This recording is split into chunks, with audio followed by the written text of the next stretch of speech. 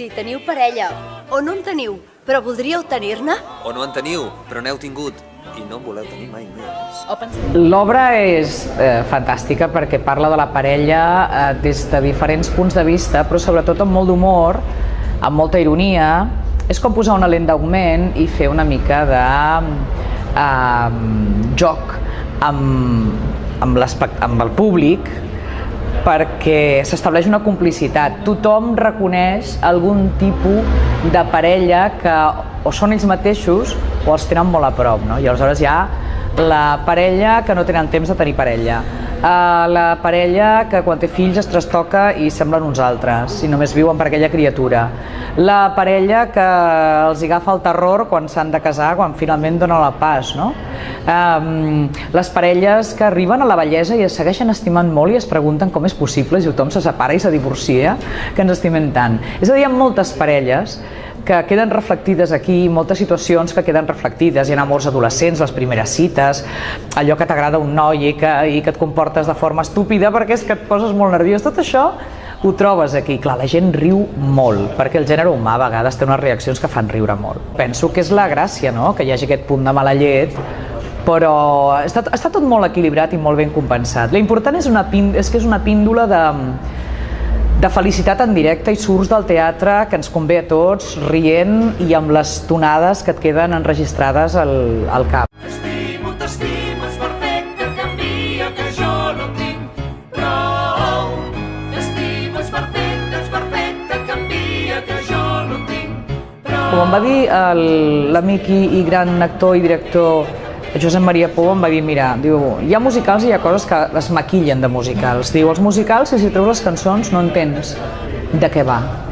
I aquest passa això, és a dir, durant les cançons evoluciona el personatge, et diuen coses, t'està donant informació, és com podria ser un text parlat. És que ens anem paralitzant, ens anem com... Realment estem en una situació que causa una paràlisi que et sents com... No podrem fer res, ens estem ofegant i dius, no, podem, compartim, unim-nos, anem, queixem-nos, manifestem-nos. La cultura és part de la nostra identitat, la cultura ens ha de fer persones. Sense cultura no ens distingiríem d'altres, és que és així, és la nostra forma de fer i per tant, entre tots jo crec que hem de compartir i avançar com una marea. Jo començo a sentir la gent que ja no diu, amb el 21% d'IVA, que és una punyalada gravíssima de gent que no li interessa res la cultura en general, cap tipus de manifestació artística. Jo penso que la gent està espavilant-se per trobar grups, descomptes. Aquí hi ha hagut gent petonejant-se per aconseguir 2 entrades al preu d'una, és el 50%. Vol dir que la gent està traient-se la mandra de les orelles i està dient no, apostem per la cultura i apostem pel cinema, pel teatre, pel llibre, i som-hi, no podran amb nosaltres. I això jo trobo que és sensacional. Si no arriba a ser pel teatre, jo segurament no hi seria aquí, perquè la meva mare era actriu, estudiava a l'Institut del Teatre, va acabar els estudis i va seguir, no va marxar a Madrid, gràcies a Déu, vull dir, perquè si no jo no hi seria. Va seguir fent teatre al Cercle fins que un actor del Cercle va portar un amic seu, que era mon pare, i a fer teatre, i ella es van enamorar. I clar, nosaltres de petits ja oloràvem escenari, sempre.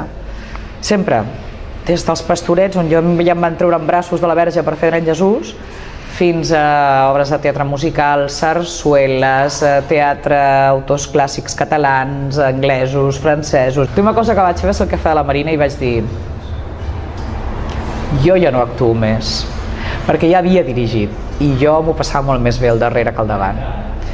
I quan em van passar l'adaptació del Misteriós Assassí de Manhattan vaig riure tant amb el guió de Woody Allen que vaig dir això ho he de fer jo, i així va ser.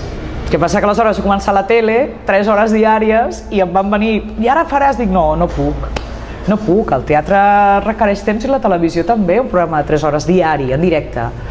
I malgrat tot vaig haver de dir que no, i em vaig quedar allò pensant, però un dia, i sempre li deia a aquesta amiga, un dia muntaré T'estimo, ets perfecte, ja et canviaré, i serà la primera vegada que faci ara el que em ve de gust. I sí, amb teatre ho estic fent. El bon periodisme està tocat a mort, és un periodisme molt controlat per les empreses i és molt, en molts casos es perden els referents. Jo vull un informatiu que no sigui ni El Caso ni el Sálvame. Ja hi ha el Sálvame i ja hi ha programes de successos. No cal que un informatiu m'estigui venent Los Ángeles de Victoria's Secret després d'haver-me fet un gran drama d'una pobra senyora que se li ha matat el fill perquè l'han desnonat. M'entens? Aleshores jo no entenc res. Jo arriba un moment que com a periodista em sento realment fotuda, perquè sé que hi ha grans professionals i que estan arraconats. És una pena, però és així. Però és així i no ho hem d'acceptar i hem de combatre-ho, això.